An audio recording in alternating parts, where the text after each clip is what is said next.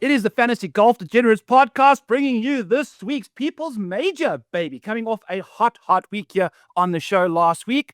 We're going to dive into all of that. As always, the show is brought to you by ProphetX. Use code FG Degenerates to get yourself 1.5% back up to $200 in your first month. Kenny, Kim, crushing it last week. What's cooking, my cuz? Yeah, I don't know whether you're excited because it's your Super Bowl this week or the fact that you bet 1 and 2 last week. It's everything, solid, baby. Pretty solid Everything. work by Mr. Lindeque with the pot guider outright and the Gracerman second place each way. I think you also had a couple of top 20s hit with Harry Hall and who else? Harry Hall. I had Ben Griffin top 10. I got a little aggressive there. Okay. He missed by 1 stroke, and Patrick Gotcha. Cantley did the Patrick Cantley bullshit. But you know what? Big week for Byron. Big week for Byron. I had the pot guider outright as well. That's my third outright in the last 10 or 11 weeks. So we're catching some steam, or we're gaining some momentum as we head towards the end of the year. It's my fourth outright, 19th each way. A little bit below our each way. I had 45 each ways last year and 7 outrights. I think I can get to the each way. I think it's possible because we're including a fall swing, so it's for the full year. The each ways, I would have to get super fucking hot for that. I don't know just if I can bet get like 45. a bunch of triple digit guys, just so you can have a lot of each ways chance. Well, the thing is, this was my second triple digit winner of the year. I hit Nick Taylor at 100-1. I hit Pot Guider 110-1. This past week, and I hit Ryan Fox a few weeks ago 60-1.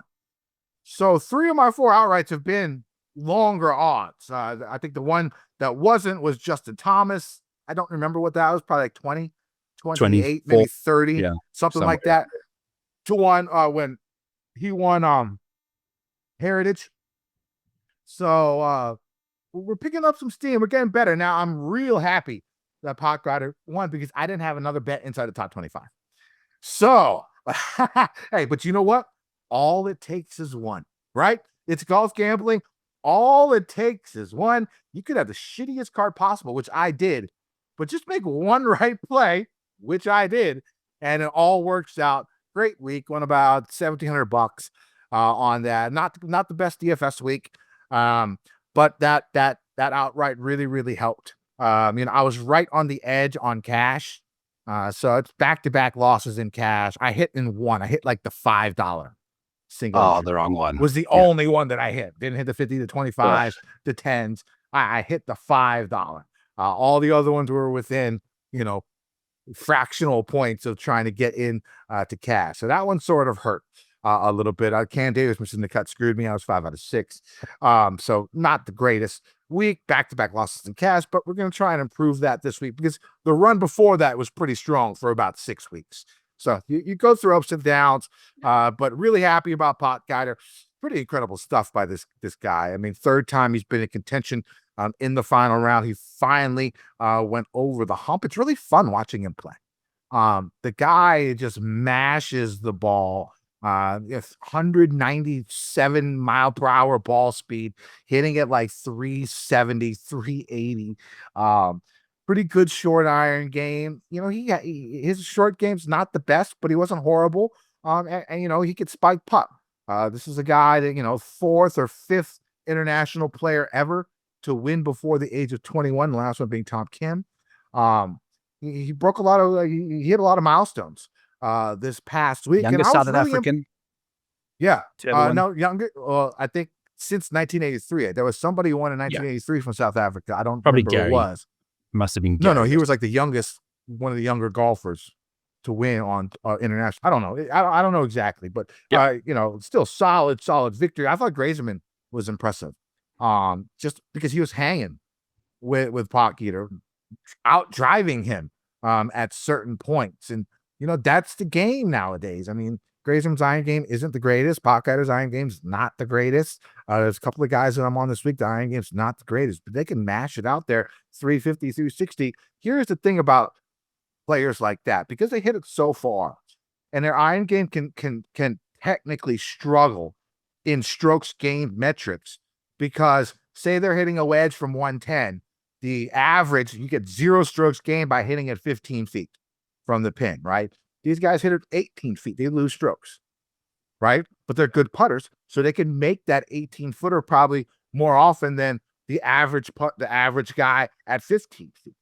So again, you have to look at your strokes gain metrics carefully when you're looking at it. And so that's just one thing, because he's hitting so many short irons that even though that his strokes gain numbers are going to look bad compared to everyone else hitting from 110, but he's missing the strokes gain 0 mark by 3 feet, 4 feet, 5 feet. Still gives him a 20-foot putt for birdie. Yeah. Right? Still gives him a 20-foot putt for birdie. So even though on the strokes gained app metrics, you look at it like, man, this guy's been sucking. If he hits it that far, he's sucking, comparatively with other guys' wedges. You know what I'm saying? Like, that's like I said, 3-4 feet, you're going to lose 0.1, 0.2 strokes doing that. You consistently miss by 4 or 5 feet from that 15-yard range when you're hitting a wedge. That's going to happen. So, but they make up for it with the putting, which Grayson and Podrick and Pockhider both do. Podrick. How you can also combat that, Kenny, is do strokes gain ball striking, because then it's just mixing your driver and your approach shots into the same strokes gain. So you're not getting penalized on the approach side because you're hitting your driver so well, and you're not, gaining extra on approach because you're not hitting your driver as far as everyone else, so it kind of levels the playing fields there. But so go ahead. 6 fairways on that back nine, Kenny, like just that's ripping. So good. That's so good. And there's 2 par 6 out of 7, because there's 2 par 3s. I mean, that's so good. Now let's at that ball speed. Yeah, at 197 miles per hour. That's crazy. Let's go quickly back to what I was talking about. I was going to bring this up later, but this sort of segues really nicely into this topic. I've been talking to at Redkachik on X. He was a former Millie Maker winner way back in the day. Been in the industry forever, right? Been in the industry forever. And he left for a little bit, came back. He restarted his site at the Fantasy Golf Bag. And he has this thing on his site called the Spectrum Strokes Gain. It's an adjusted strokes gain metric. And the way he goes about it is pretty cool. Let me go ahead and bring it up, because he just sent me some information on this. And the reason I'm bringing this up is because it will correlate with a couple of golfers that I am high on this week. So just getting this out of the way in the beginning. So the Spectrum data that he does, it goes through each round and basically cleans up the strokes gain category for outliers. And the goal is to give a value for strokes gain approach that is more representative of their entire round, right? In short, basically it removes like noise of each strokes gain category. Here's an example. For example, if Bryson gained 0.2 strokes off the tee on 13 tee shots, okay, that's plus 2.6, and then hit it OB on his last hole, which lost 2 strokes, strokes gains would show plus 0.6, right? And that's just because of that one bad shot. When the Spectrum data that Rekachik uses would see he actually drove it great all day. And, it should be around 2.2 when it comes to his Spectrum data. Again, another explanation would be, from a thing that really happened this past week. Chandler Phillips, in round 3, hole 6, he lost 0.6 strokes on approach on one single shot. It was a horrible miss hit, almost a shank, right? He still gained 0.55 for the round. So when we look through this, with a minus 0.6 reduced, so instead of gaining plus 0.6 for strokes gain approach, it shows that he gained almost 2 strokes with his strokes gain data, with the Spectrum approach. It just eliminates that one outlier, basically, that can fuck up your strokes gain numbers per round. Pretty cool stuff. Go check out his site. I'm a big fan. It's called the Fantasy Golf Bag. Go follow him on X at Red KA Chic. Former Millie Maker, really, really sharp guy. And I'll be using some of that data later on. Basically, I'm using it to make my golfers look better. Basically, it's what's going to happen. So I wanted to bring that up. But Other guys. He's also a super nerdy follow on Twitter and a super horny follow as well. He puts out some fun, like he's one of the horniest accounts that I follow. I don't know why, but he's all in on that stuff. So the nerdy, horny, it's like, I don't mind either of those things. So great follow over there for Drew. We have an announcement for the winner for last week, which we forgot to mention. Mike, who was the guy again? The name? I totally forgot from 5 minutes ago. I've got it right here. It was State UW8PU. He had okay, so congratulations to that bot that won the contest from last week. Maybe if you can come and, message me on X. Someone did that today after getting back from a girls' trip. So either it was the one guy with a bunch of girls or a girl. Congrats to you from last week. But State, congrats to you. Comment down below, people, who's going to win this week. The first person to comment the name that wins will be getting a free month to my Model Maniac Patreon.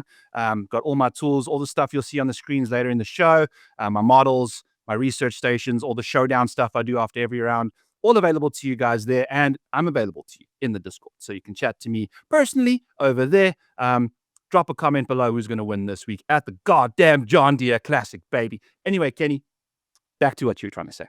Couple of other guys who look good. I mean, Knapp looked great. Thorbjornsen looked good. Jackson Suberg, all these young guys going out there. It was actually a fun watch. Now, one thing I will say that we need to pay attention to more often is when a course decides that they are going to tear up all their greens after an event. It happened at Colonial. It's happened quite a few times here in the last maybe 5 years. What the superintendents and that do, they can let that Sunday green go sort of crazy, because they don't have to save it for the members of their club because they are redoing. And if you looked on Sunday, a lot tougher.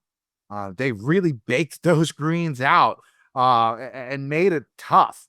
I thought Aldrich would have had to have shot 65, 66 or something like that to really hold on to the lead because of how much of a birdie fest it was. But I think this is something that you should really pay attention to if you're doing like over-unders per round, like Play ProphetX does. That type of information is crucial. Like, now that we know, like, when a golf course is going to redo their greens after an event, they are going to let those greens bake on Sunday. And I thought that was a lot of fun and added a lot to that final round. You couldn't just get lucky and, wing yourself out a 66 like people did during the week, gaining like, 0.2 ball striking and 8 strokes putting or something like that. You know what I'm saying? It made it a lot more difficult. Also, the cut was incredible. Like, the cut line was almost more dramatic. It was almost as dramatic as the Sunday finish that we had with the 5 playoffs, because Michael Kim 3-putted his final hole to allow 18 other golfers to make the event. It would have been great to watch. But we could not see it. It was already after the coverage is over. Senior US Open, baby. Yeah. Force down your throat. It gives real value to showing the cuts and stuff like that. I thought that was a lot of fun. Sweating it out on my phone, watching Shot Tracker on the PGA Tour app. But I thought that event was a lot of fun. I think because of the way the course played and how easy it was, it bunches up the leaderboard. And it gets a lot of people involved. You know what I'm saying? Pretty impressive stuff. Shout out Matthew Fitzpatrick, first in strokes gained tee to green in the field. It looks like his game is rounding into form. Or Kawa, pretty goddamn good week for Kawa as well. Hideki, solid finish. You had like the studs up there, but these other guys came up and a 20-year-old beat them on. Pretty impressive stuff. A 20-year-old who you rode off, Kenny, Sunday afternoon early. I did that. I do that. Like, that's the reverse jigs. And it worked. You're welcome. I knew it was coming, but I had to. You're welcome. Ooh, dude, he was though. But I do think you pointed out that he, as a 20-year-old, like, think about the shit that you were getting up to as a 20-year-old, and then blackout, passing out. I was wearing like a SpongeBob t-shirt at a bowling alley. You know, like that's what I was doing, drinking a Passing $6 out, bottomless vomiting in Coors front of Light. police Yeah, in this passing out, 90 minutes. vomiting in front of police officers in Blacksburg. You know, in college, I was smoking as much weed as humanly possible. Yeah, I mean that was when I was 20. Yes, Not much has changed. but you still seem a lot more in control now. You know what I'm saying? That Like, is true. You, That is true. the stuff you were doing then that you're doing now, it's still got like the sense of control and wisdom. You know, no matter what field the wisdom lies in. But Aldrich's got a really old head on his monstrous torso. You know, like to kind of recover from a really shaky start like that. It's the first time he's had two 54-hole leads that he slept on now. So he's finally kind of the Nedbank in South Africa end of last year, and then the Mexico, you know. So I mean, the thing finally is, converted on nobody wanted to win that playoff, right? I mean, nobody wanted to win that playoff. I thought the playoff was over every single hole. Like, and not in Pockeyer's favor. Not in Pockeyer's favor. But Kirk missed the putt. Grazerman missed a couple, 10-footers to win. I was, and then Pockeyter wasn't even hitting anywhere near the hole on any of his putts. He did have a couple of 6-footers, shaky, tough 6-footers. A 6-footer in a playoff is like a 20-foot, right? I mean, especially if you haven't on won those before. greens. Yeah, they were crusty. You saw Grieseman's ball when he said crusty, it like you could see in. his ball bouncing, like bouncing around on the greens. Who was the one? Was he the one that looked like it was curving straight in, went a little bit right, like 2 feet, and then came back? That was Knapp. Okay, yeah. I think on the par 5 for eagle, he almost made that eagle, which would have got him close to a playoff potentially. Did not happen. But I'm just so proud of Aldrich, 20-year-old, bounced back after a rough start, and to handle himself. His interviews are so articulate. I'm just throwing out big words there, hoping that you don't correct me this time around, Kenny. No, but that was good. Articulate's the right word. I think it was great to see, he's going to be a superstar. I think the stuff that he's got, you can't teach. Tom Kim's never going to hit a driver more than 185 miles an hour, never mind average 190, so he's got that, and you can teach anyone to chip. When Mike comes out, I'm going to fix his putting, his chipping, fix your putting, Kenny. You can fix the short shit easier than just having raw talent, and I think that's what is exciting about him. And he's 20 years old. Now he's got 2 years on tour, and he gets to play the Masters. I'm excited to see him just a rip driver around the Masters, man. I'm so fucking excited. We're going to have to bet him each way, right? We're going to have to, right? I mean, he's going to be 150 to 1. Give me the 12 places for him and see what happens. For Podrick, Podrick. Who do I know named Podrick? Oh, that's the dude from Game of Thrones. The dude who banged the fuck out of all the whores, and the whores are like, I don't want to take any money. You're too good. That's Podrick. That's Podrick. Got an elephant trunk down there. Sure. Yeah. Okay. That's who I'm thinking. So funny story. I was actually on Dan on Golf today, your favorite person, Dan Rappaport show. Yeah. I was on the show. So if you go back, make sure you go catch it. I'm on it, and I'm actually not talking about gambling stuff. So it was a little bit nerve-wracking, going in and not being in my comfort zone. I was actually talking about the actual state of golf, 5 things that that I've picked up from the golf season so far. But I made sure to use the word polarizing twice, just for you, my friend. So make sure you go check out the show, Dan on Golf. It's on YouTube. I'm on it. It's already up. But I definitely I'm on. If you just want to see me, I'm in like the hour 23 mark of the show when I come on. That's definitely where I'll be fast forwarding to. Although I was listening to a bit of it, and it sounds like Aldrich might not even play this week. He hasn't withdrawn yet. He told Dan yesterday that he's going to WD, but that's not happening yet. So maybe because why not get another win? Go play, baby. Yeah. I mean, this course is basically a replica of what we're seeing last week, almost, right? I mean, pretty close. Yeah. Maybe, still, 21, 22, 23 under winning score. You got to make your birdies, a lot of wedges. Yeah. Sort of close, I mean, if he's playing, I'm going to play him. That's for sure. I think he's 20, right? So technically, can he go out and party? Maybe he does. I don't know. But he's only 20. It's not like he can go to bars and shit. Maybe he's just going crazy, because he looks like he can drink. There's no doubt about that. The man is a hoss. He looks like giant Jason Duffner, in my opinion, is what he looks like to me. Yes. He looks like a giant Jason Duffner, and the guy's giant. I don't know how tall he is, but the dude is fucking 5'9". I think he's only 5'9", Kenny. Really? Okay, he looks a lot taller. But he's girthy, Yeah. big boy, tree trunks. So yeah. Anyone else that kind of caught your attention? I mean, we Like got you to talk mentioned. about Kawa, right? We got to talk about more Yeah. Kawa and Yep. what he said, talking about Shupnack, or whichever one of the Allen or Adams. Tupac one of them. Shopnuck. Yeah, Alan, Adam. If you don't between know the the two of them, story, I yeah. guess he wrote an article asking, he asked Morikawa on the first tee of a Pro-Am whether it was true that he got rid of his caddy. And Morikawa said, I'm playing with my guys, this Pro-Am, and, when it's done, I'll answer any question that you have. Which I thought was a great answer by him. And I didn't really have a problem with Allen writing that in his article, but Morikawa took offense to it, saying, it's a jab. And the thing about it is, it was actually like, he said it was like the second or third time that he thinks this journalist has jabbed him unnecessarily.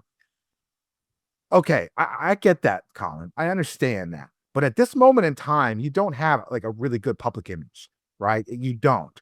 And this, I don't think, helped at all the image that he's trying to produce. It just made him look soft as baby poop to a lot of people's eyes.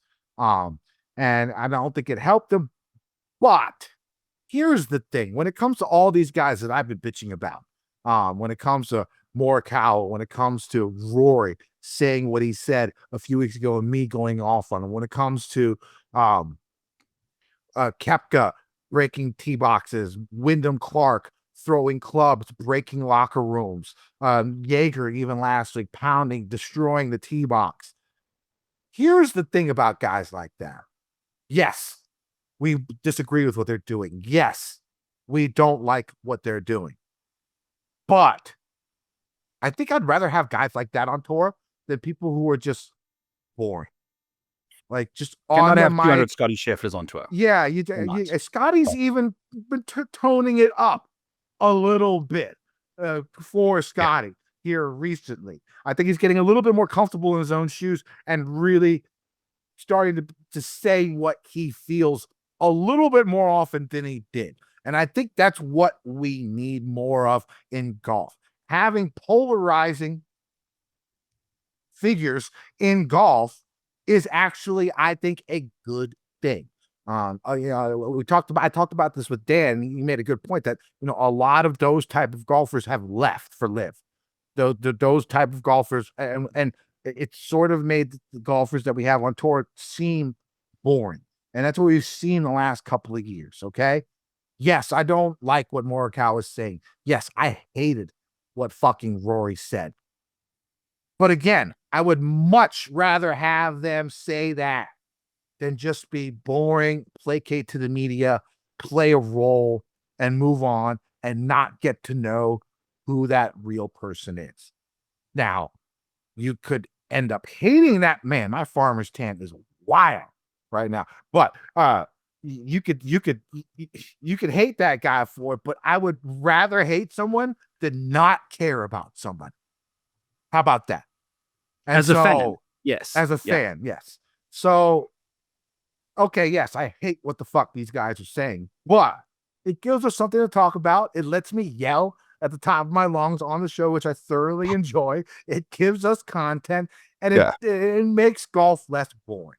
So the only issue I will say is, if it's just one or two apples, that's okay. If it's the whole tree, then that becomes an issue, right? Because the problem is there's already the stereotype about golf, about golfers, and golf in general, not just the PGA Tour, but people playing golf, that it's a rich, privileged white person type sport. And that type of person nowadays, not the most liked people in the world, right? That's just the way the world is nowadays. I hate it or love it.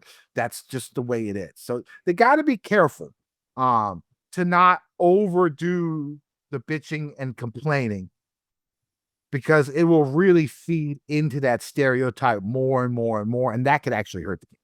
I think that could actually hurt the game. But a couple of guys, the main guys, like 2 or 3 guys, 4 guys out there talking their shit, doing their thing. We need at least a handful of guys on the PGA Tour that are polarizing, basically. Yeah. And what I found fascinating, Kenny, is like any journalist to a person like Colin Morikawa is like a fly on an elephant's ass. Like, it should be so insignificant. Like, the fact that he knows that this guy's written about him 3 times, bad image, is the first red flag. Like, what are you doing, dude? You're Colin Morikawa. You're like the 6th best golfer in the world. Who gives a shit what this guy's saying? Like, everyone that's going to watch you play golf is going to know who you are by like how you handle yourself on the course. Leave this dude alone. Let that water go under the bridge. It's just fascinating. If he just didn't say anything, that would have been fine. You know, yes, exactly. Yes, again, he feels like he has to stand up for himself. Okay, whatever. But it's like his girlfriend or his wife told him to go stand up for himself. But for that type of situation, like he said in that thing, he's like, you know, I know the people around me know who the real me is. Like, my guess is he's got a bunch of yes men around him, and I think that's an issue.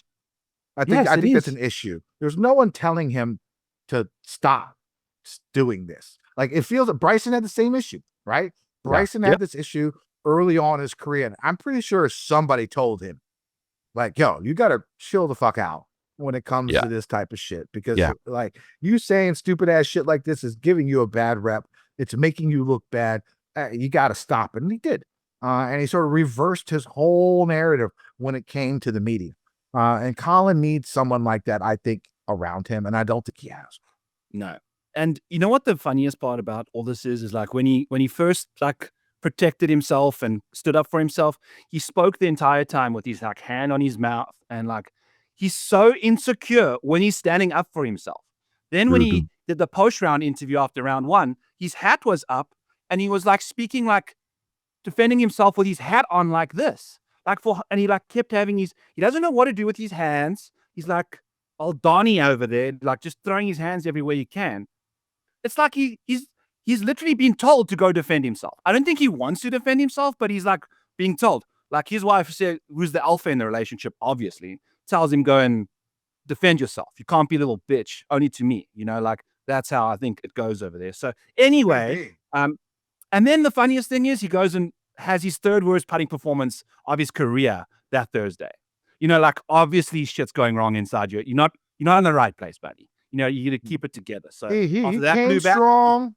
He came strong. He would have won the tournament if it wasn't for Thursday. Yeah. Same with Nap. Nap would have won if he didn't shoot 72 on Thursday as well. Yeah.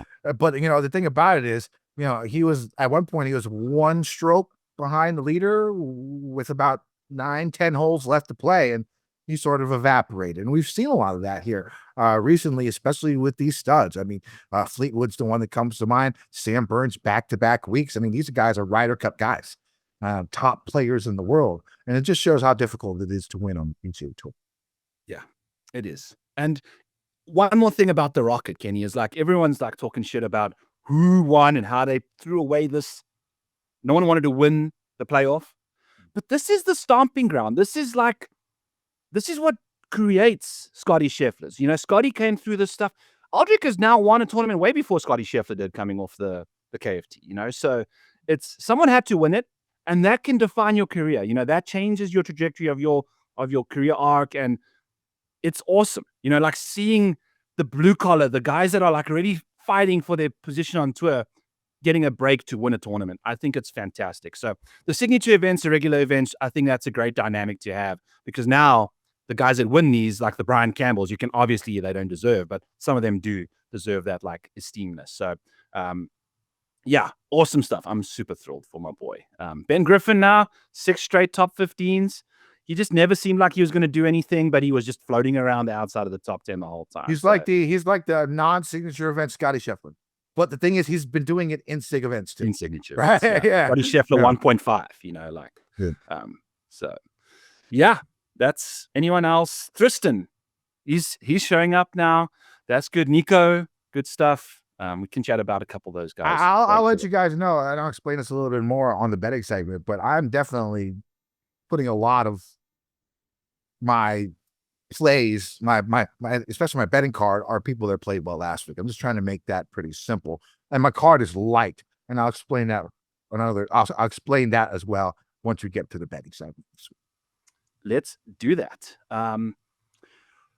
Shall we get into the course preview then, Kenny? Yep, let's do the course preview for hold this on. week. I actually have one ahead. more story quickly. Mhm. I have an aunt on my wife's side that lives here in Iowa. She was mushroom hunting a couple weeks ago. Got caught in some poison ivy and got like real scabbed up on her throat and stuff. But while she was doing that, morel mushrooms, they're delicious. More. They're our Yeah. money. They're delicious. Yeah, you can hunt them here in Iowa. And she found a Nike Mojo golf ball, and she gave it to Caitlin, and then Caitlin gave it to me. It's like, thanks, but I'm not going to play with this thing at all. And then she's like, no. She gave this to me saying that you need to get your mojo back. So I got this Nike Mojo ball this week, dude, from Auntie Didi. And here we are, rocking the $100 bullshit, baby. Like, the mojo's back. We're rocking the I-80 truck stop. So there's small things like that. And a lot of people send me DMs. It's been a grind for me.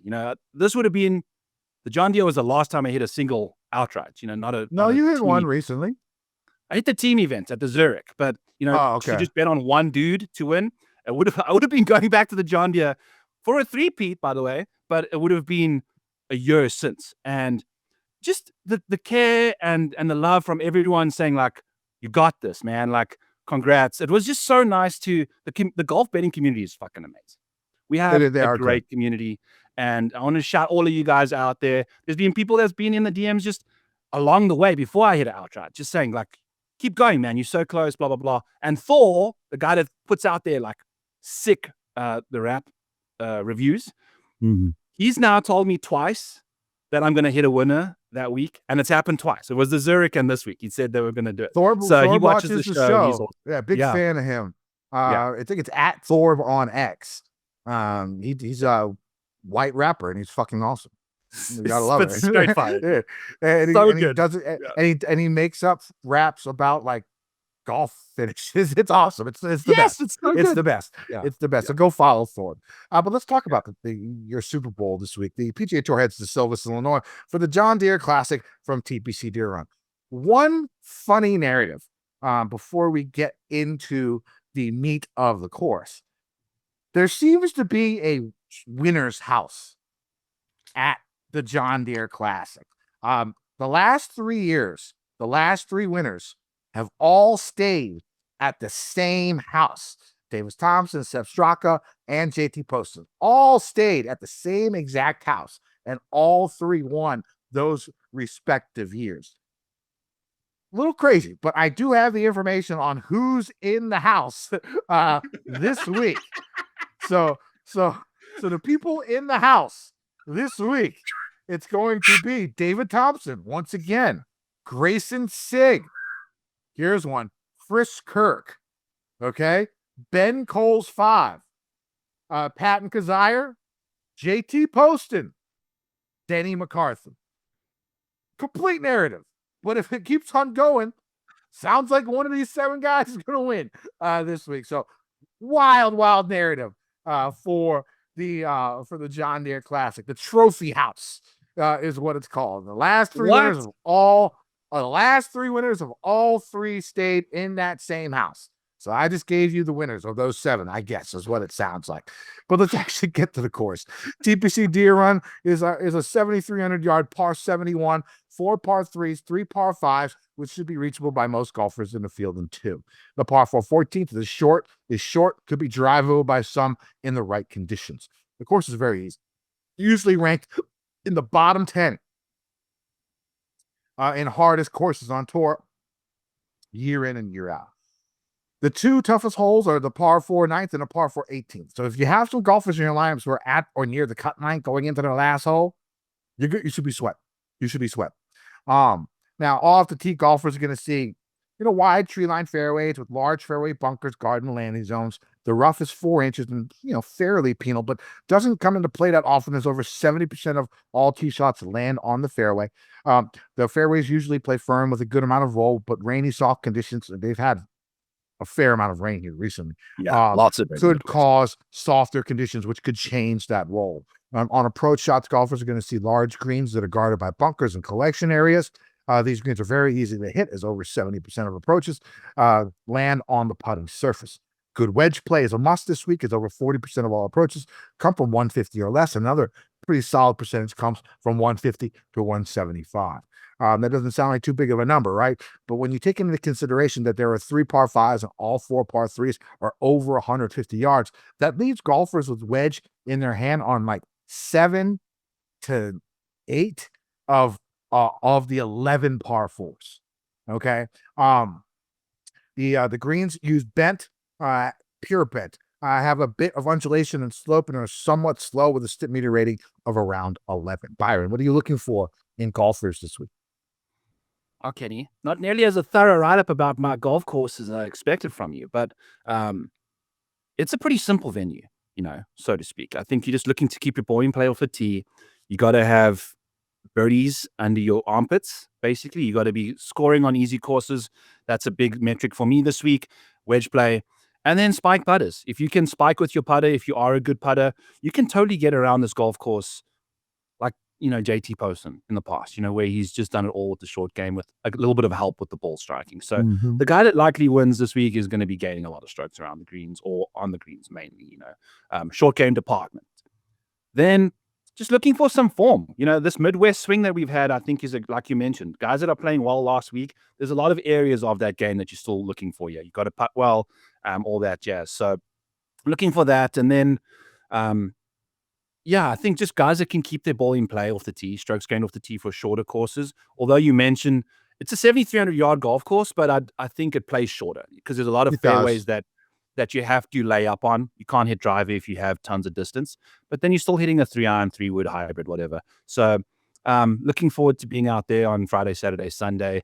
I bought a bunch of golf shirts that everyone can come in. If you find me, I'll buy you a beer, or you can buy me a beer, whatever. You guys should buy Byron a beer. Yes. Yeah. We've been having some good results leading up to the John Deere, so people have to buy some beers now. But if you don't, I'll buy you a beer. But nothing too crazy. Looking forward to being out there. It's going to be a great time. Going to be hot, So if there's no rain going between for now 3 and days, you're a it'll braver be- man than me. Especially Sunday. Sunday, I need to watch at home and see everything that's happening. I could get Friday. Friday'd be fun with the cuts. Moving day is fun, but going on Sundays to a golf tournament, I'm not the biggest fan of it. You don't get to just see kind of it go very early much. in the morning. Unless we have media credentials like we did in Montreal. You should ask Pat. I'm waiting on Pat to get back to me. He put in a request. Oh, but nice. I'll There see you go. Well, see, that's different. All right. If you have the media Yeah. credentials, then it's worth it. Then, when it gets down to the nitty gritty and there's thousands of people around the leader and you can't see shit, go straight to the media tent and watch it. Get yourself a nice little food that Tim likes, whatever is there and stuff like that. Okay. And people have asked about the Toronto story. I'm not doing it because I don't want to get people in trouble. And the only stories that I can tell will get people in trouble. So not going to tell the stories from Toronto. Maybe someday. And if I could figure out a way to lighten it up, but I'm not going to. Also, Aldrich overcame the Ander curse. Like, with a couple holes to go, Tim said, "Go Potgieter." And Hey, but he didn't say Potgieter's winning. But I mean, Right. he implied it, like Yeah. I came after him He was- in the group chat back. Yeah. I lost my stuff there a little bit. But Mhm. calling Tim a sleazy bitch is not probably the best thing in the world, but it worked. The cursing, the Ander curse seemed to get us Well, across the line. I do the reverse curse because literally everything I say online is like completely. I live bet Fitch like 25-1 when he was a couple back and he ended up bogeying the next hole and was out of it. So Yeah. that should it's, happen. that's definitely why I was like, yeah, you know what, Potgieter's not going to win. I was just got to put my vibes out there, the Kenny curse out there, so I can get that W, and the shit fucking worked. Let's go. All right. Shall we get into some kickback golf bets for this week, Kenny? You Yeah, can let's lead us start off off- with the yeah. outros. Let us start off with kickback. We do have some ProphetX plays as well today, but let's do the kickback first. So first, let me talk a little bit about strategy this week. My card's a little bit light. I'm probably only using about 2/3 of my bankroll so far for pre tourney outrights. And the reason why is when it comes to betting, I think saving a large portion of your betting bankroll for live bets is smart. In an event like this, I think you could find a ton of value live without the big dogs in the field. You know what I'm saying? Like when golfers like Scheffler, Rory, are down by 4 to 6 strokes on a Friday, they're still like 15-1, right? Or less, right? There's nobody in this field that's going to be like that. If you're 4 to 6 back on Friday, you're not going to be 15-1. Okay. You're not going to be 15-1. What I would do this week is I would look for a guy that's like 4 to 6 strokes back, right? Heading into the weekend, especially with the forecast that we have Saturday and Sunday. It seems like it's going to rain heavily Saturday night. Sunday could be really soft. It could be the scoring bonanza that we're looking for on Sunday. So look for a guy that's 4 to 6 strokes down heading into the weekend that has been ball striking it well, but putting poorly. Simple stuff, simple DFS showdown type stuff, right? I think it's a good strategy to have for live betting. So my card's a little bit light. I'm saving a bunch for the live betting this week. So my first bet this week is going to be Michael Thorbjornsen, 28-1 with 8 places. Byron's bringing up Thorb's numbers here on the screen. It's something we're going to be doing each and every week. I think it's a good way for you guys out there to look and see how my picks have done here recently. He was top And full 10 disclosure, last. I have a new computer. Mine broke yesterday, so I couldn't upload the Rocket stuff in there yet because I'm having some issues connecting stuff, but everything else is in there. And next week we'll be back to normal. So top 10 last week for Pocketter. I'm sorry, Thorbjornsen. Runner-up last year, 17th the year before. Young guy, tons of skill. The craziest stat I saw from him last week, right? He was top 5 in driving accuracy, top 10 in driving distance. That's strong. That's strong, right? Iron game, somewhat, has been somewhat of a weakness early on in his career, but has gained strokes with his approaches in 3 of his last 4. The guy is going to be a stud. I do like Thorbjornsen, 25-1 with 8 places. Next up, Jake Knapp, 28-1 with 8 places. Has rounds of 61, 63, and 266s in his last 8 rounds. We know he can go low. He was 6 in strokes gained tee to green last week. Off the tee, always a strength. But he has gained strokes with his approaches in 11 of his last 15 events. Somewhat streaky golfer early in his career. His last top 10 was at Honda, and he finished 12th the following week at the Players.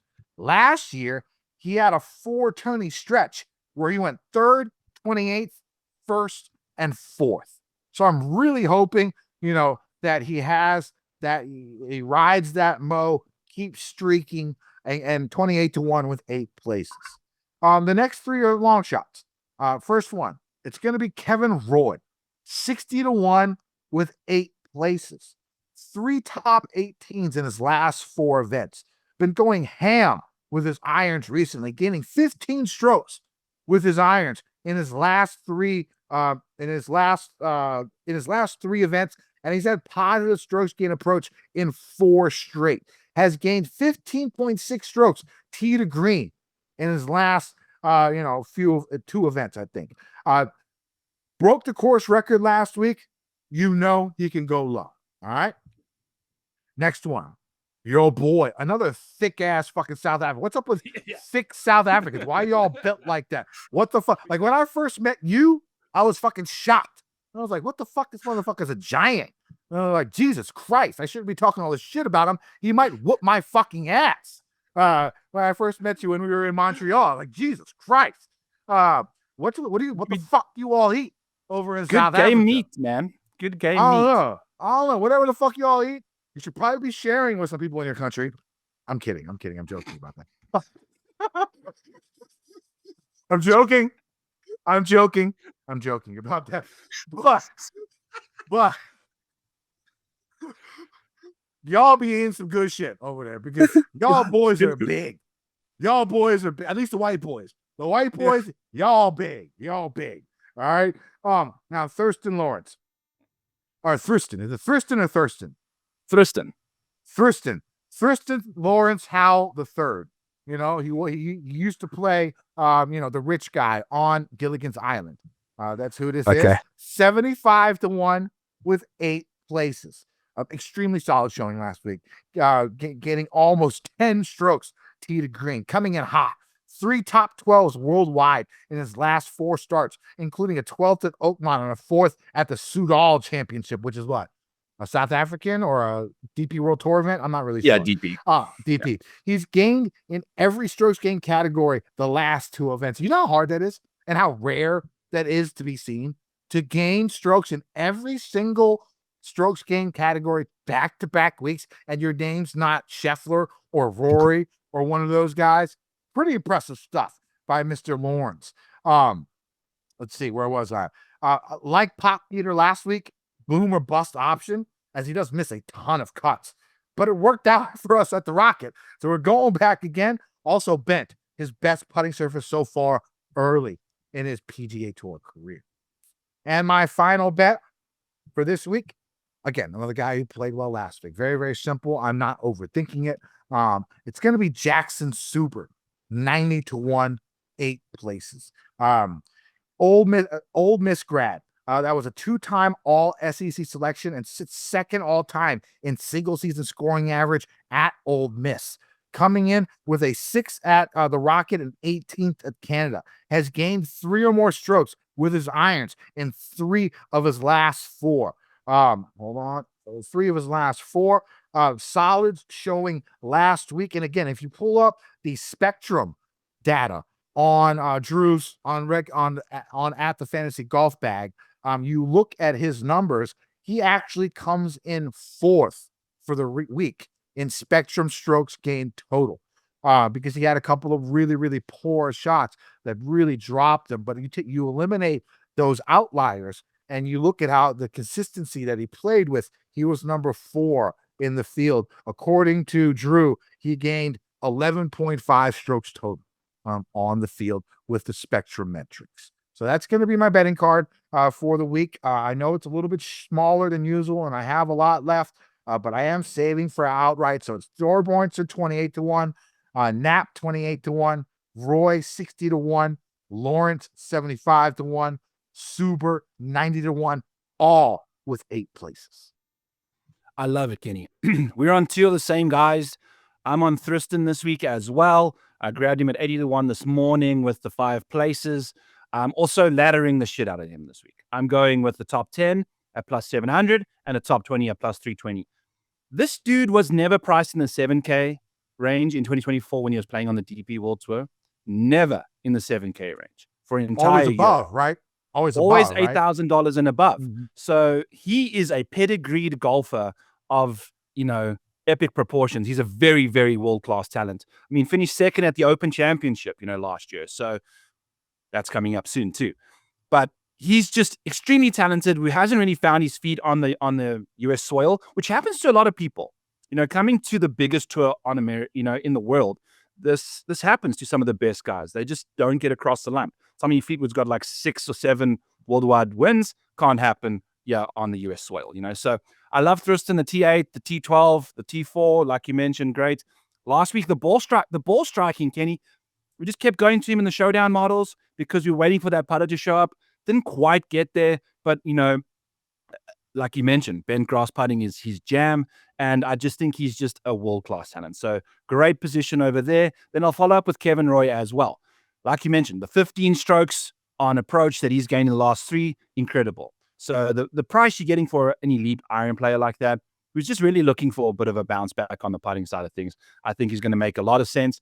If you take a look at his best finishes on easy courses, 8th at the Rocket, 18th in Canada, and 15th at the Byron Nelson. The 3 easy courses that we've played over the last little while. Struggled in the majors, that's whatever. This isn't a major. This is the fucking John Deere Classic, the people's major. Totally different major. So I think we can expect him to bounce back in a big, big way. Finally getting his way up there. I'm also going to be betting him top 20 as well. I think he's an absolute top 20 smash, finishing inside the top 20 like 43% of the time. So that's my second overlap with you. Then I'm going to go back to the top here, JT Poston. We are looking at a man that's won this tournament before. Got a couple past champs on my card, by the way. He is. You see a lot of people win this event multiple times. Yes, Johnson, exactly. Steve Stricker. And they don't have to, they're not the longest guys in the world. They just wily. They vets that get around, Silvis, Illinois in a big way. So I think Poston's been approaching the golf ball, like he's hitting approach shots really well lately, entering the week. It's never really the only time in 6 or 7 starts that he's gained approach at John Deere was when he won. But in the last 4 years, he's gained epic amounts around the green and putting. He just needs that approach play to show up, and it is this year. So he's staying in the trophy house. He's the trophy house resident. Yes, exactly. So we're looking good over there. I think he's in the mix. 16th on easy courses. I think, pretty much like I mentioned, yeah. I also threw a couple comp courses in there, TPC River Islands, Harbour Town, Summerlin, all places that JT Poston plays well, so that makes a lot of sense. He's 6th in strokes gained there. And then, easy scoring, we're going to expect that. Just get that ball striking into the positives and let the short game take care of the rest. This guy, he wins quite routinely on the PGA Tour. I think he's got, 3 wins already? Getting a 33-1 on him. Then Lucas Glover. Hopefully he's sleeping in the basement with the 7 other dudes that don't even know he's there in the trophy house. But he's a past champion. He's finished 26th, miscut, win 10th in his last couple starts. So I think it's totally fine expecting Lucas to play well. 9th at the Travelers, signature event, similar kind of golf course. I think you can absolutely expect guys that did play that signature event to have played well at the Travelers to play well at the John Deere. I think that's a very similar kind of a venue. And he putts slightly above average on bent grass greens, does Lucas Glover. 2nd best wedge player in the field, 3rd best driver of the golf ball on short golf courses. So the ball striking side is totally covered up. Can Lucas make enough putts? 40-1. I'll take that number to kind of get in the mix. Nico Echeverria, Kenny, at 60-1.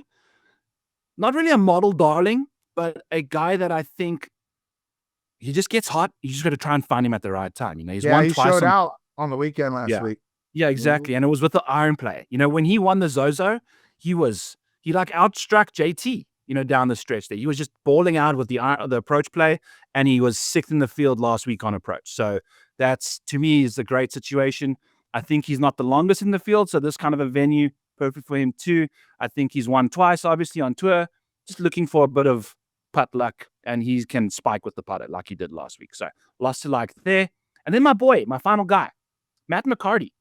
Going to go back with this dude again. 80-1, was 150-1 last week. He finished 18th last week too, so that was a solid finish by him. Number 4 in my model. So he's an upside beast. Not necessarily the greatest when it comes to safety, but when he pops, he pops. Top 10 in strokes gained, easy scoring. And then again, the Rocket, Canada, and Byron Nelson, 19th, 4th, and 15th. So 3 consecutive top 20s on the easy courses that we've played recently. So that's good to see. 3-time win on KFT. Black Desert champion, boom chakalaka, Bob's your uncle at 80-1. So, if he gets in the mix, I'm not too concerned about him kind of shriveling under pressure. Maybe he loses like Griesemann does, playing well. But, I'm not too worried about him letting the other person win by him losing. Just the other person's going to take it. So, couple past champs, couple winners on the PGA Tour.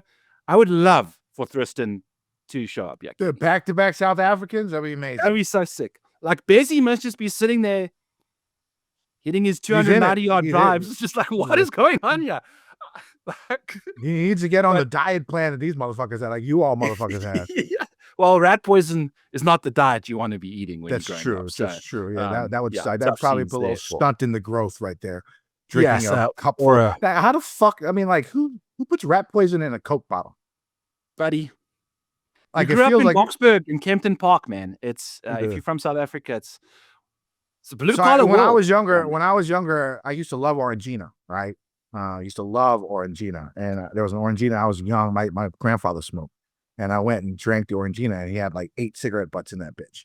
And so I literally thought that I was gonna die, and I hated Orangina for the next 10 years. God. Now I love it again. It's because you can't fucking find it anywhere, but it is fucking delicious, Orangina. But yeah, there was something else that I wanted to talk about, but I don't remember. Oh.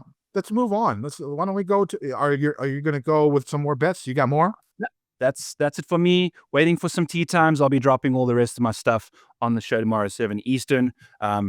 Waiting for first round leader tee times. We'll be stacking the Tristan top 10, top 20, and we'll be going with the Kevin Roy top 20 as well. So I'll find a couple more placement bets for the show tomorrow once I I drill know down. I know you're the placement guy, but let's go to our Play ProphetX segment. Go to Play ProphetX, use promo code FG Degenerates, get yourself a nice little bonus.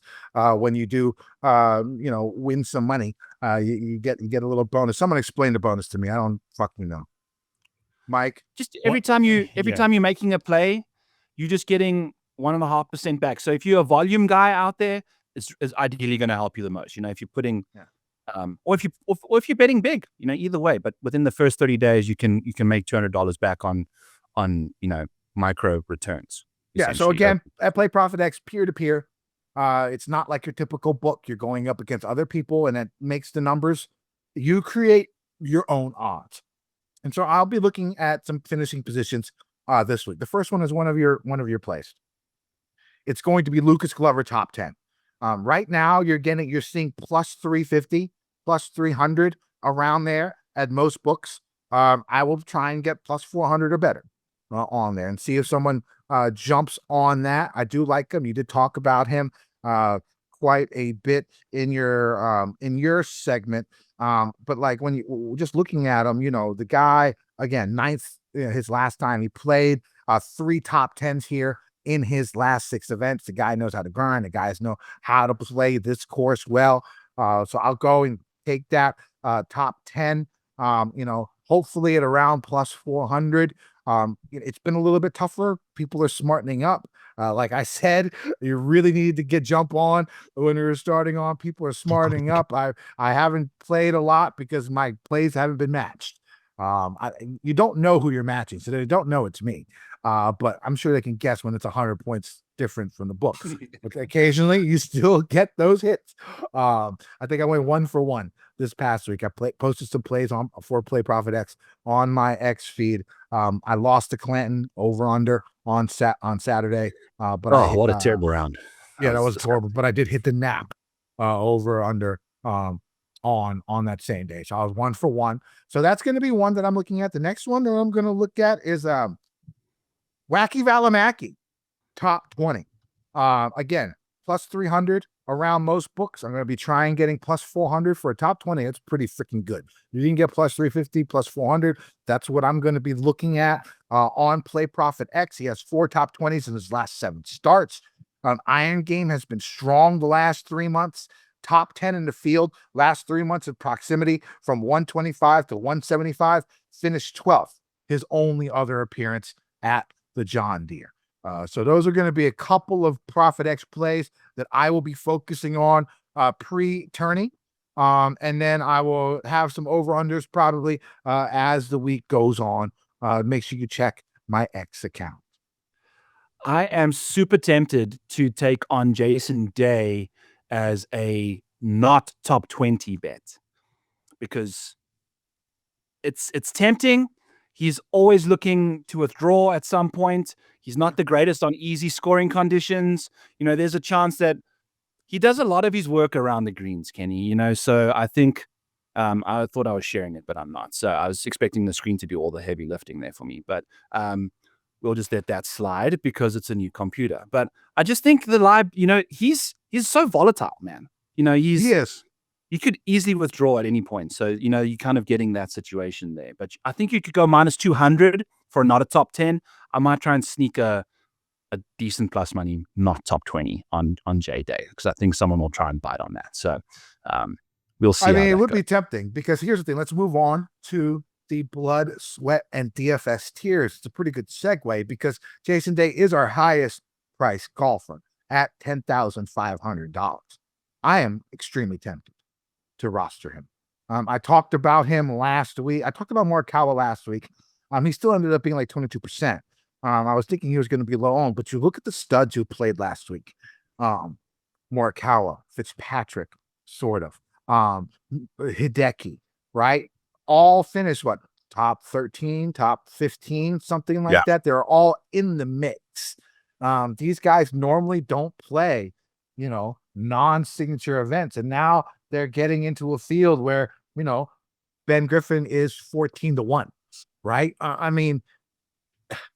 These guys, Jason Day is an extremely skilled golfer still. You're going to go based upon the Travelers. He finished 4th there a couple of weeks ago. You know, he has 2 top 8s or 3 top 8s in his last, 7 events. It's not like this guy's been playing like ass, right? He's even gained strokes with his irons in his last 3. He's gained strokes in every strokes gained metric in his last 2 events. I think a lot of people are going to be thinking like you, Byron. I think. And and people are going to go heavy on Ben Griffin because the floor is so safe with Ben Griffin, right? And JT Poston, he has the course history up here at this event. I've already seen a lot of people have Poston on their betting cards. I don't think Jason Day is going to go up to the 22% that Morikawa was last week, right?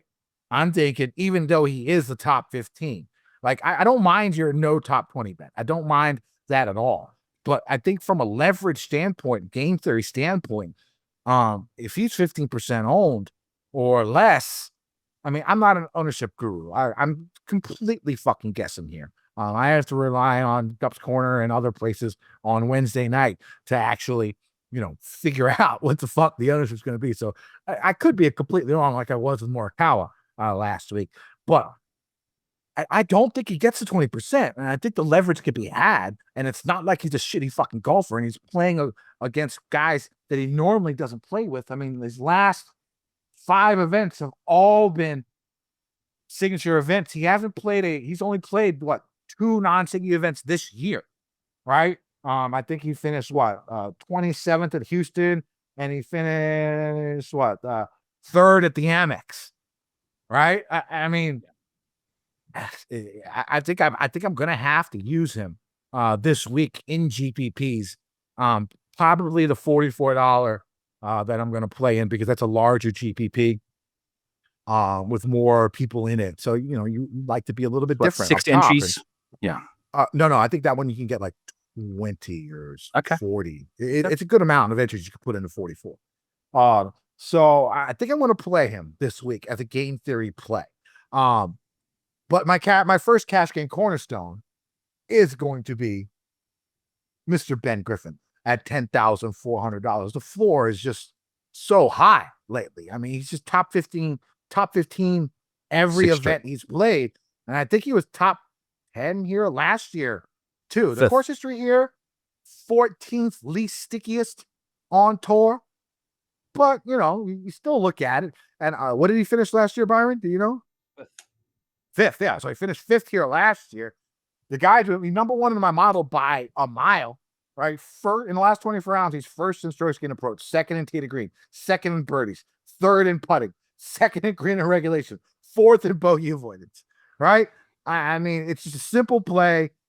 Ben Griffin going to be my first cash game boost. Byron. Yeah. He is the poster child for cash game cornerstone, at 10-4. I think he's going to be like 60, 70% off. But if he finishes top 3 and you don't get him, you're fucked. Exactly. You basically setting yourself You're not trying to leverage your field for the other 30%. Yeah, you just want to be in the top 40%. That's it. That's it. 5v5 top 40%. situation. Yeah. So he is also you're going to have to see what the ownership is, because we've also seen at this golf course guys playing well that you think can contend. If you just have a bad 9, you could miss the cut quite easily at this golf course because you're not making nearly enough birdies, So I mean, the cut was -5 last year. Yeah. If you shoot like a 38, you are trying your hardest to make. You go 69, you probably missed the cut. You're sweating. Exactly. So, it's a 71. So you probably are. And I think, obviously he's a great player. We'll be betting him top 10 because that market's just nuts for him too. But it's interesting. What would the cutoff line be for you, Kenny, ownership-wise for Ben Griffin? For cash, nothing. For GPPs, I'm not going to play him. I mean, except for one GPP. Yeah. For GPP, I mean, I'm going to play him in the $12 single entry, which I always put my cash lineup in. I want to put him in that. But my $100 single entry in the 44 is not going to have Ben Griffin. Okay. I've been playing 150 max with the 50-cent entry, which has been lots of fun. I've been using Sweet Spot DFS Optimizer. Shout out Sweet Spot DFS there, Darbo. I'll be playing Griffin. I'm not touching Jason Day if I'm looking at Jason Day's scoring average, Kenny, See, if you're over making the last 12 150 months, lineups, I think it should be the opposite, man. If you want to go heavy on Ben Griffin, go heavy.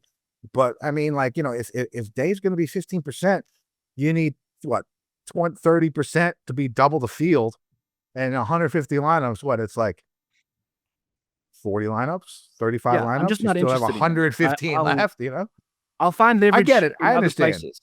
I'll play Tristan 40%. You know, like that's where I'm cool going, getting the leverage on the team, because I'm looking at Jason Day's strokes gained by course difficulty. Easy, 53rd. Medium, 69th. Hard, 1st. Hellish conditions, which is over par scoring average for the round, 7th. So, like, But, you know, that he side of did the finish spectrum, he is third. so much easier. He did finish third in a very easy course earlier this year. Right. But the Yeah. other easy course that you mentioned, the signature event, he didn't. He finished 27th. Last year, he But finished again, 23rd. he's up against know. against way better competition in those signature events. The non-one, though, that you mentioned that he wasn't a top 20. I remember when you mentioned it, it was like 50-50 top 20 or not, which, you know, if you can get plus money on a non-top 20, I'm cool about that, you know, at this kind of a venue. So all in on Griffin. We'll be sprinkling in Post in a little bit. I will not be touching Jason.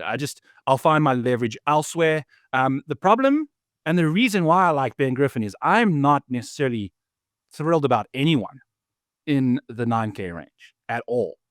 You know, Davis Thompson is going to be very popular. The ball striking has been sensational, but he was putting and chipping a lot better entering last year. He'd gained in 2 or 3 leading up to it. He has had 9 tournaments where he's only gained once with the putter in the last 9. Like, he's not, maybe he finds it, maybe he doesn't, but at that, I think he's going to be pushing 20% ownership easily. Who's this? Davis Thompson. I think people are going to be chasing. The ball striking has been sensational. Fantastic ball striking. You got to make your putts, man. And I understand that he's putted well in the past, but he was putting well leading up to that as well. He's 153rd in putting in this field.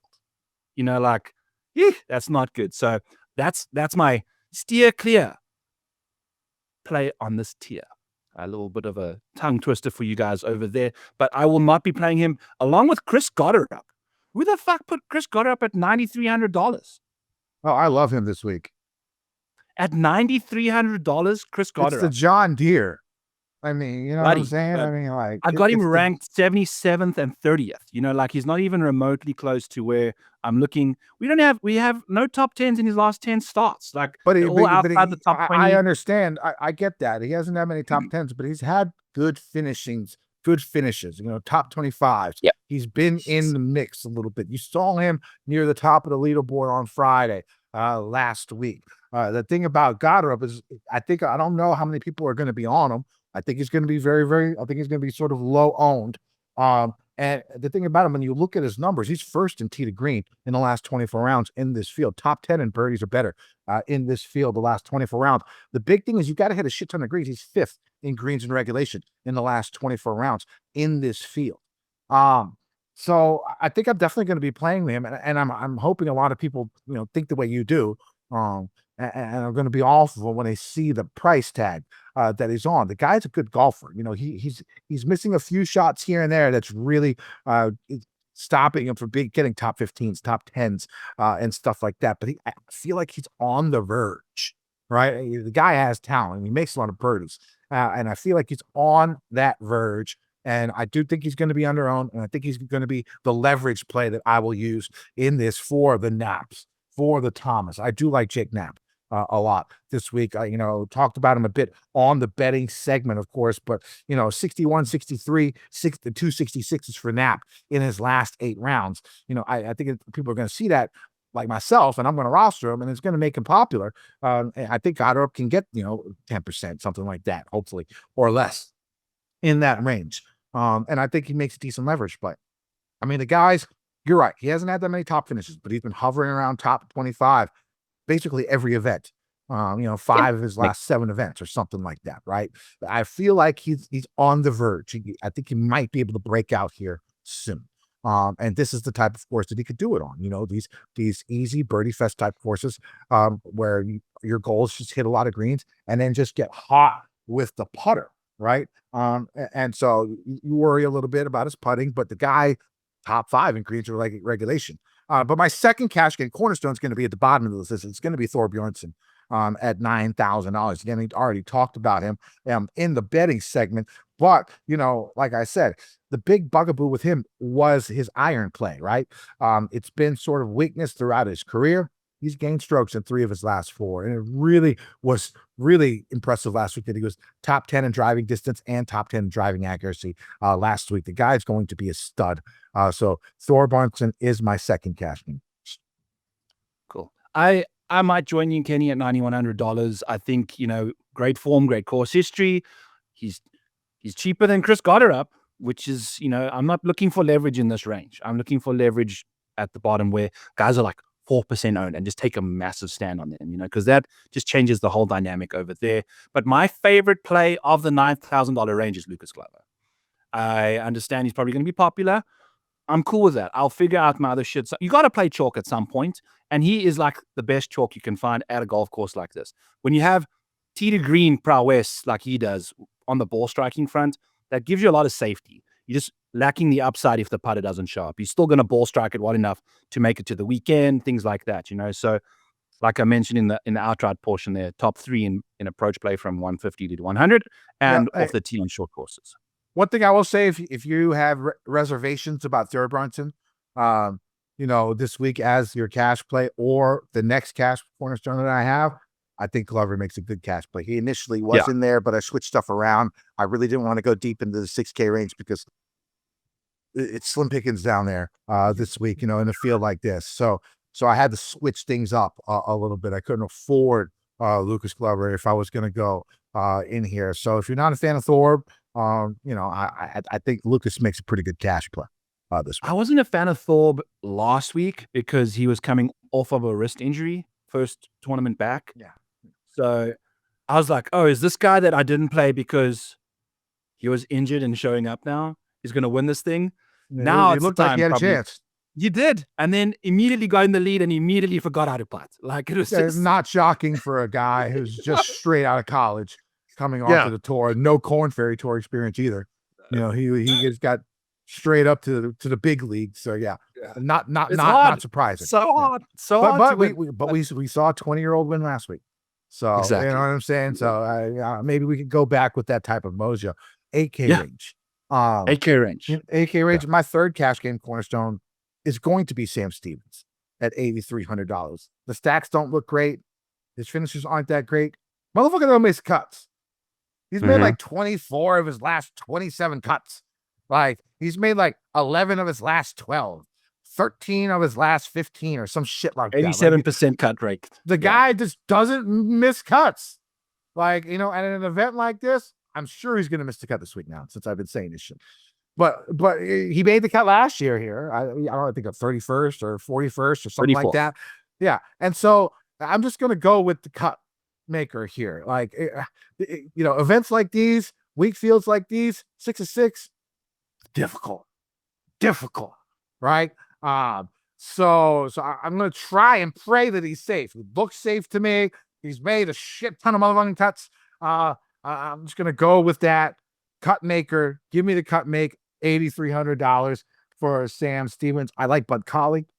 He had that nice little run a couple of months ago. I hope he gets back on that from a stat model perspective. He is top 10. The iron game's really, really strong. He avoids the bogeys because the thing is, like, you bogey on this course, you're really, really losing strokes to the pack, right? I don't think there's going to be any holes that play over par.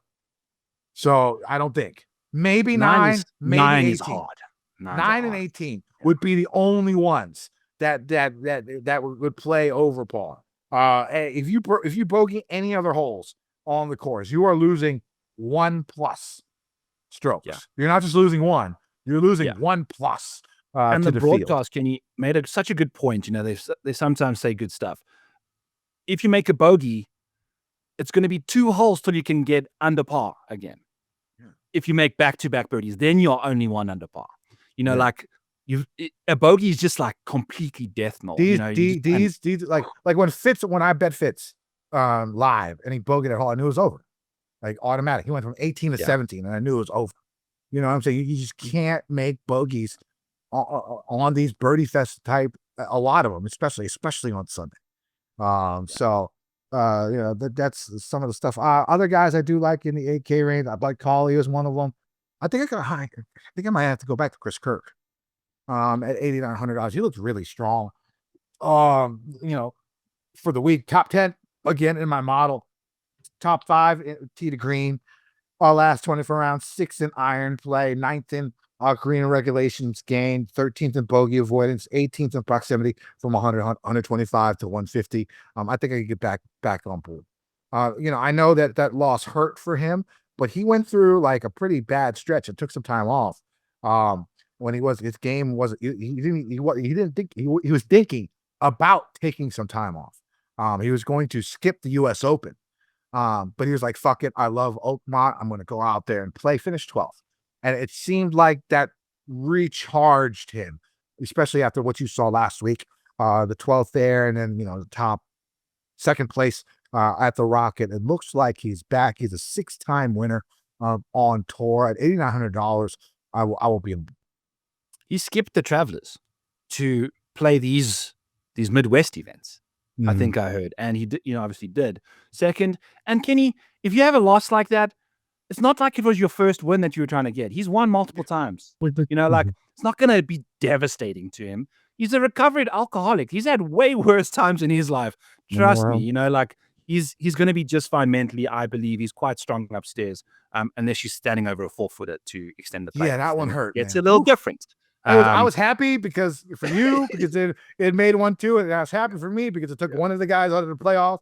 But yeah, that was painful. Yeah, but he's wide enough. You got to spread the love. All good. I do think he's a great option over here. All of my model rankings versus the DraftKings price, I start seeing positives in the 8K range. There's only a couple. Jason Day is a negative. Ben Griffin is the one dude, and then Sungjae Im is the other that. Not named Lucas Glover, that I actually have ranked above their DK price for my upside. Everyone else is negatives all the same. I thought about Sungjae, but if you look at his iron game, he looks lost. He looks lost. No. What's his iron game? It's model ranking wise, but my comment says nope. No. Like immediately I'm out on him. In the 8s though, Luke Clanton, grade 7 strokes above, his DK price. I think he's a great easy course guy. Struggling a little bit now as a pro. He was better as an amateur with like a chip on his shoulder. He used to get his shit together. Also lost like 5.5 strokes putting on Saturday. So that's an easy fix. You make a couple putts, easy go. Bud Coley at $8,600. I love him in a big, big way. Ryan Gerard. This is why I don't like the 9K range. The 8K range is where all my value is right now. Ryan Gerard, same situation, Kenny. He actually makes 91% of his cuts if you're looking for an alternative to a cash play in the 8s. He's super safe with the ball striking. Just needs the putts to go in. At some point that'll happen. Maybe it's this week. I like him a lot. And then in the bottom range here, I think that's pretty much it for me in the 8s. I'm not necessarily too thrilled. Ricky Fowler, absolutely not. Just lifeless from him all the time. What are your thoughts on Pearson Coody, Kenny? The guys have been playing really well on the Korn Ferry Tour. He's coming in pretty hot, right? If I'm not mistaken. Yeah. And I think he had a top 10 finish here last year. It's definitely somebody I'll take a peek at. Okay, cool. And Michael Kim? I don't know. He's playing better golf than he's ever played. I just don't see the year, upside with him. Yeah, but he has been playing well. Yeah, hasn't been playing great, but again, he knows how to win around this golf course. So we'll see what happens there. In the 7s, Kendo, my favorite play, Jacob Bridgman and Tristan Lawrence. Yep. Those are my two guys. Talk to me about Bridgman because I know why you like Lawrence. Talk to me about Bridgman. Yeah. Because I think I might be on him too. I thought about him. Yeah. It's the opposite of team no putt. It's the team no approach or no ball striking. He's one of the best putters on bent. He's a fantastic putter on all surfaces. He is popping pretty hard. I mean, when you're finishing inside the top 5 at a 12% clip and you're $7,500, I love you for GPPs. If I'm playing you 1 in every 10 and you finish inside the top 5 at this price, a couple of those top 5s came against like Justin Thomas's and things like that. He is an absolute thoroughbred when it comes to upside. Now, he's missed his cut here last year. He missed a cut at the US Open. he can miss cuts because he's not the greatest ball striker. But when the putt is rocking and rolling, usually is, we just need a bit of ball striking to help subsidize that strokes gain funnel of opportunity for us. So I think Jacob Bridgman absolutely checks a lot of boxes for me. 25 spot difference in my upside model versus his DraftKings pricing of 33rd. So he's 8th for me in upside. Love Jacob Bridgman in this range. Yep, my final cash game cornerstone is going to be Wacky Valimaki at what, 7,400, 7,300? Where is he at? He is $7,300. $7,300 for Wacky Valimaki. Like I said in the betting, in the top 20 segment on Play ProphetX, 4 top 20s in his last 7 starts. Iron game strong. Last 3 months, top 10 in the field. Last 3 months of proximity from 125 to 175, and finished 12th here last year. So my 4 cash game cornerstones for this week are going to be Mr.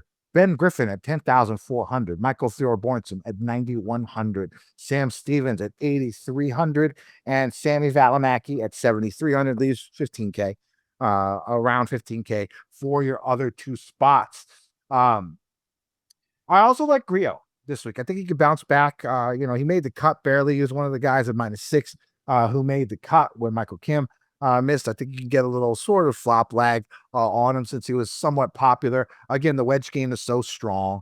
He's been having some good finishes. I can get behind Griot. I like Nico at 7,800. Like you said, you talked about him a bunch in the betting segment. Kevin Roy is another guy that pops for me a lot. Like I said, at his approach game, 11th in the last 24 rounds, 11th tee to green, 7th in greens in regulation, last 24 rounds. I do like Kevin Roy. Seamus Power might be one who could be,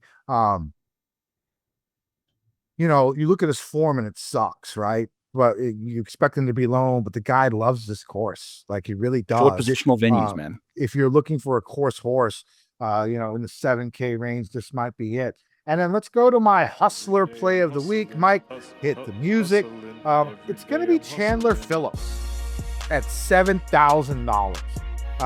He finished, he comes in my model at number 8 in my model in the last 24 rounds. Again, when you take the Spectrum model that Red Cheek Drew Matthews has from Fantasy Golf Bag, he actually was the 3rd most strokes gained total last week at the Rocket. He had a couple of really bad shots, and that really skewed a lot of his numbers. But overall, you took those 2 bad shots. The guy was really, really consistent. 3 top 20s in his last 5 events played, and 2 of them have been a birdie barrages, the CJ Cup and the Rocket Mortgage. Inside the top 25 in my model in tee to green, birdie or better percentage, strokes gained putting, bogey avoidance, and the 2nd in proximity from 125 to 150 in the last 24 rounds. Ball striking has been solid since the Players. Bent is his best putting surface. Not sure about a win. It'd be tough to get him for a win, but top 15 looks very possible, which is pretty good for a guy that's 7K on the dot. Right. As you're possibly the lowest price, one of the lowest price guys that I'm going to play on the board. He might pick up a little bit steam. We'll see. Again, I'm not the ownership guru, but I still think he should be below 8% owned. So Chandler Phillips is my hustler play of the week. And of course, I do like Jackson Tuber also at 7K, which we talked about in the betting segment. Any other 7K guys? Obviously Matt McCarty, my guy. I think he's going to be in the mix. And Kenny, just kind of going through the slates. I haven't entered any of my DFS contests yet. I think I'm actually going to just go with a couple lineups this week. I think I've got some real guys that I'm a big fan of, and just kind of make my player pool super tight. It's probably 5 or 6 lineups with just all the guys I'm mentioning. So I'm kind of going with your route this week. In the 6s, don't mind Zach Johnson. If you're looking for just a safe option to just get through the cut at a golf course in the 6K range, Zach Johnson's going to be your guy. He had a top 10 like 3 or 4 events events that he played. I think he finished 8th. Yeah, so it's not like the guy finished inside the top 10. Can't get a top 10. Yeah, was it the Masters? Okay, yeah, I knew it was some event. The freaking Masters. Nothing worse.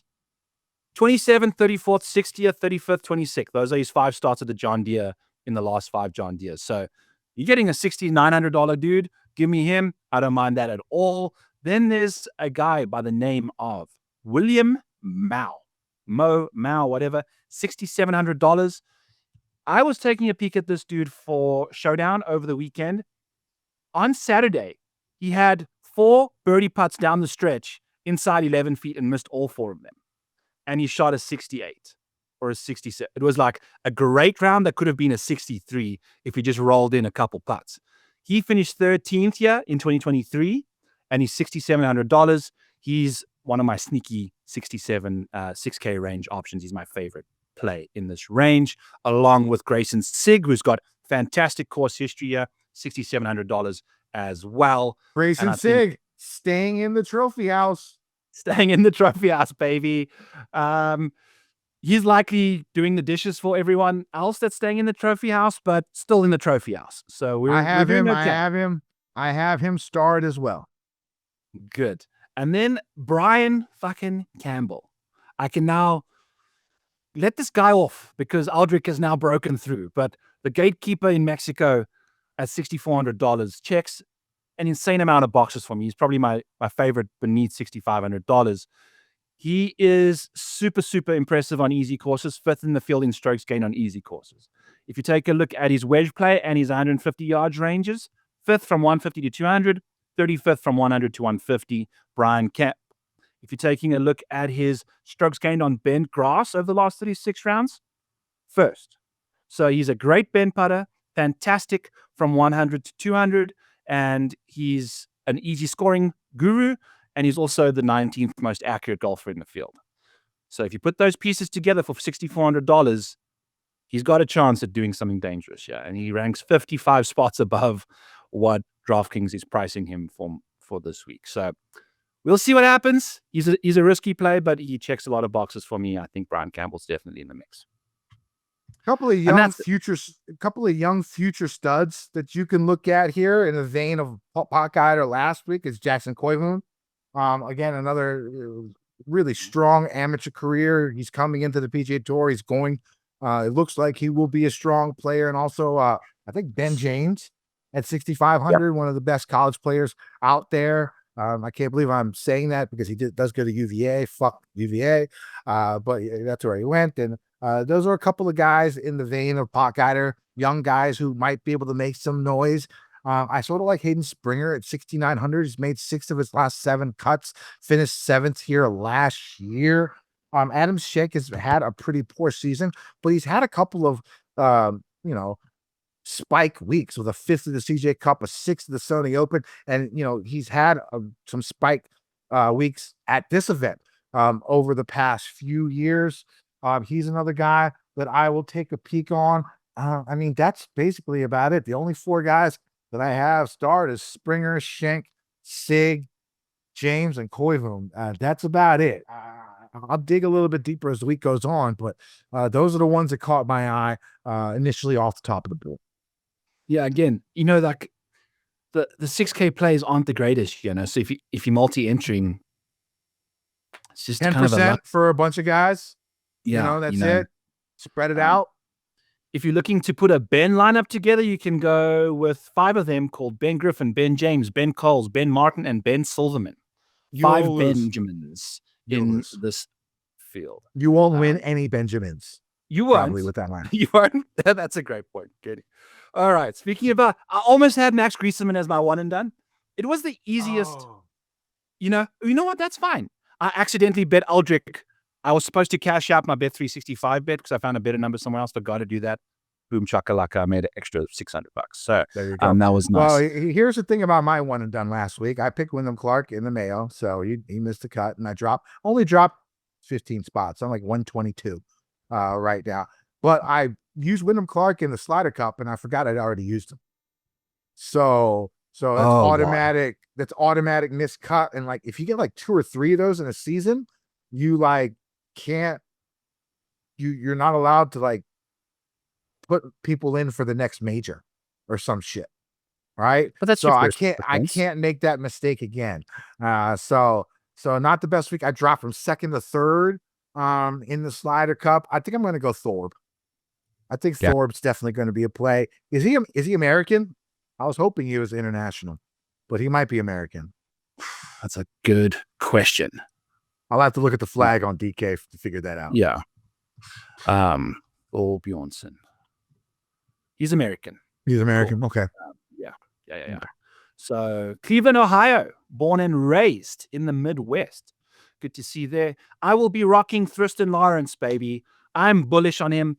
I think I also might bet use him as my international. Yeah. And I bet him to win 3 times than any other guy I bet outright. So he's my like token guy this week. I think I'm No, I do. I fuck with Thurston this week. Thurston, whatever the fuck Okay. his name is. thick Thurston doing his thing. So it's going to be a fun week. Again, I've mentioned it multiple times. I will see you guys at the John Deere Classic on Friday, Saturday, and Sunday. Looking to have a great time. I'm going to be very festive and, come hang out with me. It's going to be a good time over there. As always, you can find me at the Model Maniac on X. Tune in to Back Nine Bets on Mayo Media, 7 Eastern tomorrow night on Tuesdays. Those of you listening today, it's today. Also, go check out Play ProphetX. Use code FG Degenerates to get yourself 1.5% back on your first plays in the first 30 days. And then, as always, Kickback Golf FGD 15 saves you 15% off some sick ass golfing merchandise over there with all the basketball and baseball jerseys. FGD 50 gets you off my Model Maniac Patreon as well, by the way. Always say that, but no one really signs up using that code. So fuck all of you that don't do that. Just kidding. Can you get us out of here? I mean, it's a good thing. You're saving 50%. Fuck it. Yeah. Right? I mean, you're making more money. You're making more money. I wouldn't be complaining.